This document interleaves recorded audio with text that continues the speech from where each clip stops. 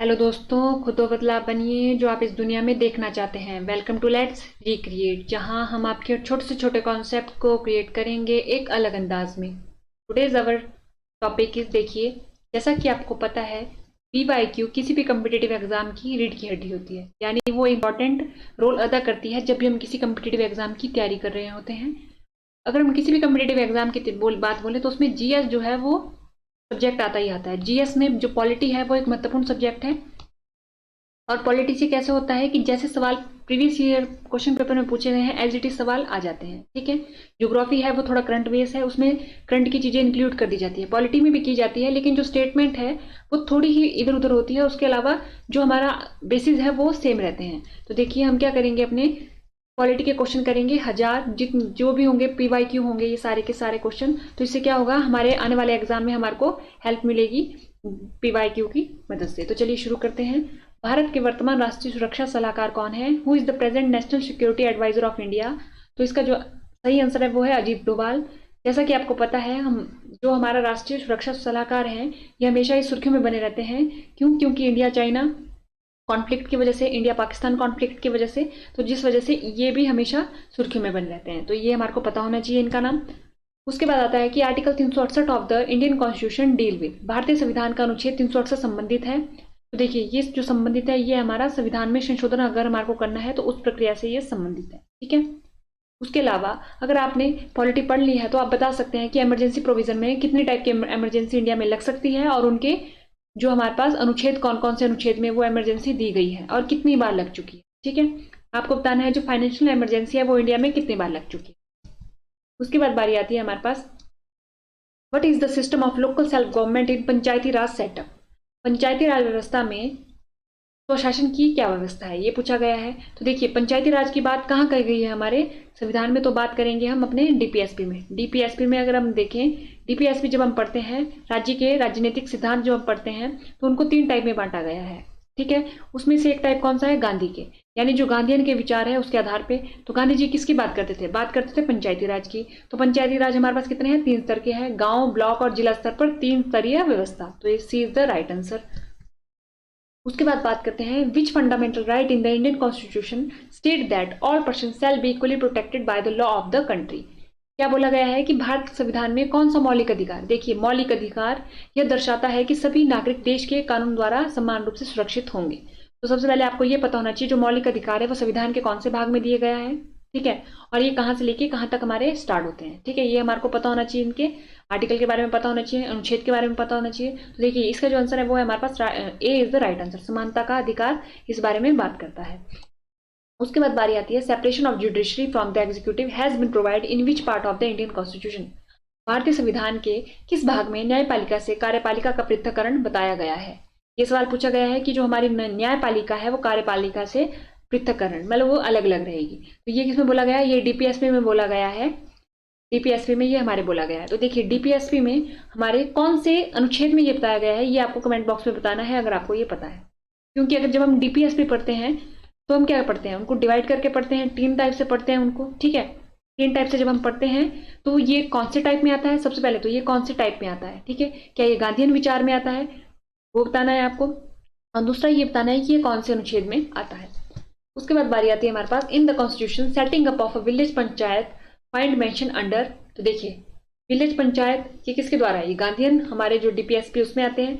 तो जो हमारे पास विलेज पंचायत की बात करी गई थी आर्टिकल 40 में करी गई थी, हमारे विलेज पंचायत की बात आर्टिकल अनुच्छेद 40 में करी गई है।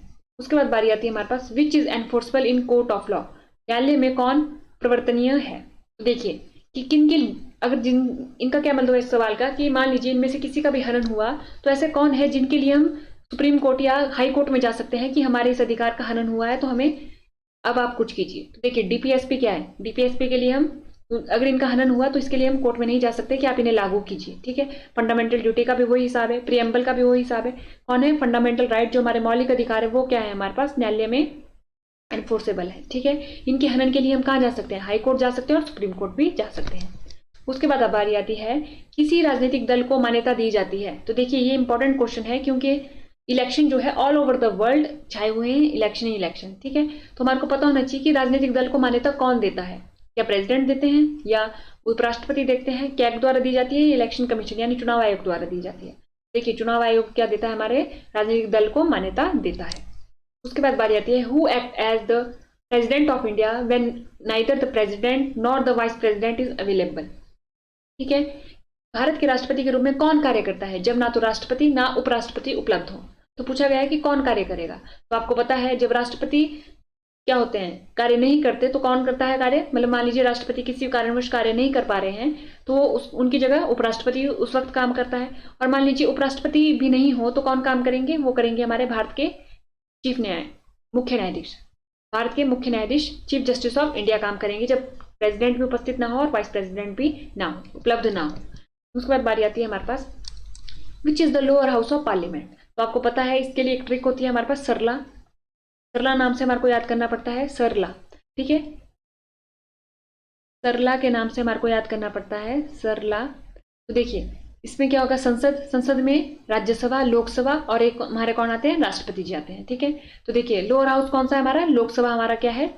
लोअर हाउस है किसका? संसद का। Who is the ex officio chairman of Rajya Sabha. Rajya Sabha का पदेन अध्यक्ष कौन होते हैं? तो हमें पता है वाइस प्रेसिडेंट। वाइस प्रेसिडेंट होने के साथ साथ क्या होते हैं? राज्यसभा के सभापति भी होते हैं ये। Who has the final power to maintain order within the house of people. House of people किसे बोला गया है? लोकसभा को बोला जाता है। तो उसमें उसके अंदर जो लोकसभा के अंदर व्यवस्था बनाए रखनी है उसका अधिकार किसके पास होगा? अध्यक्ष के पास होगा। ठीक है, किसके पास होता है हमारे पास? लोकसभा के अध्यक्ष के पास। तो आप बता सकते हैं मौजूदा समय में जो हमारे लोकसभा के अध्यक्ष हैं वो कौन है। ठीक है, among the question allowed by the speaker which is guaranteed as the most important. देखिए आपको पता है कि जब सवाल पूछे जाते हैं संसद में यानी लोकसभा और राज्यसभा में, तो उन सवालों को डिवाइड किया गया है unstarred, start, supplementary, short notice. ठीक है, तो उसमें से सबसे इंपॉर्टेंट जो क्वेश्चन होता है वो कौन सा होता है? इसके बारे में आप कमेंट बॉक्स में बताइएगा, नहीं तो हम अपने आने वाली वीडियो में इस सवाल के जवाब को पूरा डिटेल में डिस्कस करेंगे। ठीक है, उसके बाद बारी आती है हमारे पास who is which is the upper house of parliament. देखिए अभी हमने लोअर हाउस किया, लोअर हाउस कौन सा है? लोकसभा। तो ये तो आंसर नहीं हो सकता, विधानसभा पार्लियामेंट की बात कर रही है। ठीक है, तो ये तो ऑटोमेटिकली नहीं हो सकता। तो क्या है हमारा पास? राज्यसभा है, क्या है? अपर हाउस है इसका, पार्लियामेंट का। उसके बाद आता है एन अमेंडमेंट ऑफ कॉन्स्टिट्यूशन में बी इनिशिएटेड बाय इंट्रोडक्शन। देखिए संविधान में संशोधन प्रारंभ किया जाता है। तो देखिए हमने पढ़ा था कि जो संविधान संशोधन की प्रक्रिया है वो कौन से अनुच्छेद में लिखी गई है? 368 में लिखी गई है। 368 में लिखी गई हमारे संविधान संशोधन की प्रक्रिया, और इसमें 3-4 पॉइंट है जो हमारे को पता होने चाहिए। उनमें से ये पॉइंट देखिए, एक पॉइंट यहाँ पर से निकल गया हमारा। हम 368 को क्वेश्चन करते करते ही कंप्लीट कर देंगे क्योंकि हर एक लाइन से सवाल आया है 368 के। ठीक है, तो पहला पॉइंट देख लेते हैं। इनमें पूछा गया है कि जो संविधान संशोधन की प्रक्रिया है वो कहाँ आरंभ होती है? प्रारंभ किया जाता है सदन के किसी भी सदन में विधेयक प्रस्तुत करके, राज्यसभा में विधेयक प्रस्तुत करके, भारत के राष्ट्रपति की प्रस्तावना के द्वारा, इनमें से कोई नहीं। तो इसका आंसर है कि संसद के किसी भी सदन में विधेयक प्रस्तुत करके हम क्या कर सकते हैं? संविधान संशोधन प्रक्रिया को प्रारंभ कर सकते हैं। उसके बाद बारी आती है who is the ex officio chairman of Rajya Sabha. तो अभी हमने देखा तो कौन थे वो? उपराष्ट्रपति, यानी राज्यसभा के सभापति कौन है? उपराष्ट्रपति। Which is not a constitutional body. ये भी एक महत्वपूर्ण टॉपिक है हमारे पॉलिटी का। Constitutional body, non constitutional body, statutory body, ये 3 टाइप की बॉडी है। हमारे को इनकी लिस्ट बना के रखनी है कि कौन सी हमारी कॉन्स्टिट्यूशनल है, संवैधानिक है, असंवैधानिक है, गैर संवैधानिक है। 3 टाइप की लिस्ट बना के रखनी है। तो इसमें कौन सी हमारी कॉन्स्टिट्यूशनल बॉडी नहीं है? तो देखिए इलेक्शन कमीशन 324 में हमारे पास दिया गया है। यूपीएससी का आप बताएंगे कौन से अनुच्छेद में दिया गया है? फाइनेंस कमीशन 280 में हमारे को दिया गया है। तो देखिए इसका आंसर क्या होगा? नीति आयोग। ठीक है, विच is the upper house of parliament. फिर से यही सवाल आ जाता है हमारा, राज्यसभा इसका आंसर है सही।